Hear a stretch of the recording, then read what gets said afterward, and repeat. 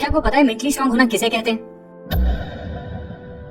1914 में Thomas Alva Edison की factory पूरी तरह जलकर बर्बाद हो गई। आग इतनी बुरी तरह लगी थी कि कुछ भी नहीं बचा। उन्हें 23 मिलियन यूएस डॉलर्स का नुकसान हुआ था और एक प्रोटोटाइप जिस पर वो सालों से काम कर रहे थे वो भी जलकर बर्बाद हो गया। इस पूरी सिचुएशन को जानने के बाद थॉमस अल्वा एडिसन ने जिस तरीके से रिएक्ट किया उसे कहते हैं मेंटल टफनेस। पता है उन्होंने क्या कहा? उन्होंने कहा, थैंक गॉड अभी तक मैं जितनी भी मिस्टेक्स कर रहा था वो सारी जलकर खत्म हो गई हैं। अच्छा है, अब मैं एक फ्रेश शुरुआत कर पाऊंगा। एक मेंटली टफ इंसान की ये बहुत बड़ी क्वालिटी होती है कि वो बुरे से बुरे वक्त में भी अपने आप को संभालना जानता है और एक पॉजिटिव अप्रोच रखता है। पर फैक्ट तो ये है कि शुरुआत से ही कोई भी मेंटली स्ट्रांग नहीं होता। जैसे अच्छी डाइट और रेगुलर एक्सरसाइज आपको फिजिकली स्ट्रांग बना देती है, वैसे ही कुछ हैबिट्स होती हैं जो एक मेंटली वीक इंसान को भी मेंटली स्ट्रांग बना देती हैं। और आज इस वीडियो में हम मेंटली स्ट्रांग लोगों की कुछ हैबिट्स के बारे में बात करने वाले हैं। So let's start. पहली हैबिट है एम्ब्रेसिंग चेंज।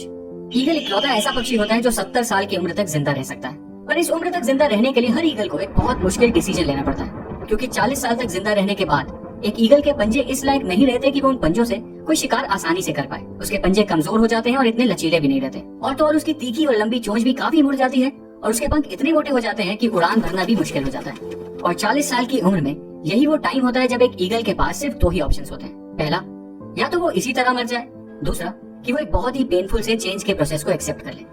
एक ईगल की जिंदगी में ये प्रोसेस 150 दिन का होता है और इस प्रोसेस के लिए उस ईगल को किसी पहाड़ की चोटी पर जाकर बैठ जाना होता है और वहाँ उसे अपनी चोंच को तब तक किसी पत्थर पे मारते रहना होता है जब तक उसकी चोंच निकलकर नीचे ना गिर जाए। और चोंच के अलग हो जाने के बाद एक ईगल फिर नई चोंच के उगने का इंतजार करती है। जब नई चोंच उग जाती है तो उस तीखी और मजबूत चोंच से फिर वो अपने पंजे उखाड़ देती है और फिर से नए पंजों के उगने का इंतजार करती है। जब उसके नुकीले से नए पंजे वापस आ जाते हैं तो फिर वो उन पंजों से अपने पुराने से मोटे पंख भी नोच लेती है ताकि नए और हल्के पंख उग पाए। और फाइनली इन बेहद दर्द भरे 150 दिनों के बाद एक ईगल अपनी नई जिंदगी की एक नई उड़ान भरती है एंड अपनी जिंदगी के बचे हुए 30 साल जीना शुरू करती है। मतलब सर्वाइवल के लिए और जिंदगी को जीने के लिए एक दर्द भरे चेंज को एक्सेप्ट करना ही पड़ता है। और याद रखो, जब बारिश होती है ना तो सारे पक्षी बचने का कोई ना कोई ठिकाना ढूंढते हैं, पर इकलौता ईगल ऐसा पक्षी होता है जो बारिश से बचने की कोशिश करने के बजाय बादलों के ऊपर उड़ने की औकात रखता है। इसलिए एक मेंटली स्ट्रांग इंसान भी हर मुश्किल चेंज को एम्ब्रेस करता है और उसे एक्सेप्ट करके उस चेंज से गुजर कर खुद को मजबूत बनाता है, चेंज से घबराता नहीं है।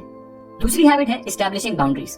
याद करो, लास्ट टाइम ऐसा कब हुआ था जब आपको कोई ऐसा काम करना पड़ा हो जिसकी वजह से आपका पूरा शेड्यूल, आपका पूरा प्लान बर्बाद हो गया और बाद में आपको रिग्रेट हुआ कि काश तब आप उस काम को मना कर देते तो शायद आप अपने बाकी के इंपॉर्टेंट काम अच्छी तरह कंप्लीट कर पाते। अगर ऐसा आपके साथ अक्सर होता है तो सॉरी, आप शायद इतने मेंटली स्ट्रांग नहीं हो, क्योंकि एक मेंटली स्ट्रांग इंसान को उसकी बाउंड्रीज मतलब उसकी लाइन ऑफ कंट्रोल पता होती है। उसको पता होता है कि उसे किस काम के लिए नो बोलना है और किस काम के लिए यस, उसे किस कन्वर्सेशन का हिस्सा बनना है और किस कन्वर्सेशन का नहीं, उसे क्या खाना है और क्या नहीं। एक मेंटली स्ट्रांग इंसान को ये सब बहुत अच्छी तरह पता होता है।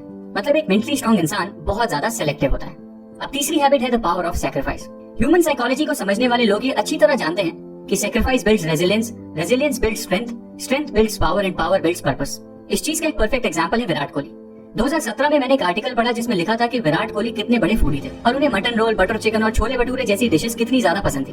पर आज उनकी डाइट कुछ ऐसी है कि बटर चिकन और मटन रोल तो छोड़ो, वो अपनी कॉफी में चीनी तक नहीं पीते। डिसिप्लिन और सैक्रिफाइस उनकी लाइफ का एक मेजर एलिमेंट है। एंड दोस्तों, कोई भी पर्पस बिना सैक्रिफाइस के पूरा किया ही नहीं जा सकता, चाहे वो सैक्रिफाइस बुरी एडिक्शंस का हो, जंक फूड का हो या सोशल लाइफ का। सैक्रिफाइस तो करना ही पड़ता है और मेंटली स्ट्रांग लोग ये सैक्रिफाइस करने से पीछे कभी नहीं हटते। चौथी हैबिट है एम्ब्रेसिंग फेलियर एंड मिस्टेक्स। अगर आपको लगता है कि इलॉन मस्क ऐसे आदमी हैं जो अपना हर प्लान सक्सेस को दिमाग में रखकर बनाते हैं तो शायद आप गलत हो, क्योंकि स्पेसएक्स के प्लान्स के रिगार्डिंग उन्होंने एक इंटरव्यू दिया था और उस इंटरव्यू में उन्होंने कहा था that I want to be able to make sure that we have enough capital to survive at least 3 consecutive failures. पर अगर आप इसे ध्यान से समझो तो इनका ये थॉट प्रोसेस क्लियरली एक्सप्लेन करता है कि मेंटली स्ट्रांग होने का मतलब सिर्फ ये नहीं है कि आप सक्सेस की तैयारी करते रहो, बल्कि मेंटली स्ट्रांग होने का मतलब तो ये है कि आप फेलियर्स के लिए भी उतने ही ओपन और रेडी रहो। अब पांचवी हैबिट है सेल्फ लव। एक बार मुझे ऑफिस में एक लड़का दिखा जो फिजिकली बहुत अट्रैक्टिव था और उसके फेस पे एक अलग सा ही ग्लो था। मुझे लगा शायद ही कोई न्यू ज्वाइनर होगा जिसने हाल ही में कॉलेज कंप्लीट किया है और अपनी कॉर्पोरेट लाइफ शुरू की है। फिर एज यूजुअल मेरा दिन शुरू हुआ और शेड्यूल के अकॉर्डिंग मुझे एक मीटिंग में जाना था। उस मीटिंग में पहले से ही वो लड़का बैठा हुआ था और जब मैंने उसे मीटिंग रूम में दोबारा देखा तो मैं थोड़ा कंफ्यूज हो गया। बट फिर मेरे मैनेजर ने अनाउंसमेंट की और बताया कि इस मीटिंग के लिए हमने एक गेस्ट को इनवाइट किया है जो हमें प्रोसेस रिलेटेड एडवाइस देने वाला है और वो गेस्ट बिजनेस की एक यूनिट का डायरेक्टर है। और पता है ये डायरेक्टर कौन था? वही यंग दिखने वाला लड़का। एंड उसके बाद जब मेरी उस डायरेक्टर से बात हुई तो उसने बताया कि वो बिजनेस की एक बहुत ही क्रिटिकल यूनिट हैंडल कर रहा है और उसका शेड्यूल फुल पैक्ड रहता है, पर वो जब तक अपने दिन की शुरुआत में सबसे पहले अपनी फिजिकल हेल्थ और मेंटल हेल्थ पर काम नहीं कर लेता वो अपने दिन के बाकी काम भी शुरू ही नहीं करता। For him his day starts with the practice of self love. And दोस्तों, वैसे सेल्फ लव प्रैक्टिस करने से आपकी सेल्फ एस्टीम और ओवरऑल मेंटल हेल्थ कई गुना इंप्रूव हो जाती है। इसलिए मेंटली स्ट्रांग बनने के लिए ये भी एक बहुत इंपॉर्टेंट हैबिट है। सो दोस्तों ये थी कुछ 5 क्वालिटीज जो मेंटली स्ट्रांग लोगों में अक्सर देखी जाती हैं। और अगर आप भी मेंटली स्ट्रांग बनना चाहते हो तो आपको भी अपने माइंडसेट को कुछ ऐसा ही बनाना पड़ेगा। अगर आपको मेरी इस वीडियो का कंटेंट पसंद आया तो इस वीडियो को लाइक करना, मेरे चैनल को सब्सक्राइब करना और बेल आइकन दबाना फ्यूचर वीडियो अपडेट्स के लिए। Thank you.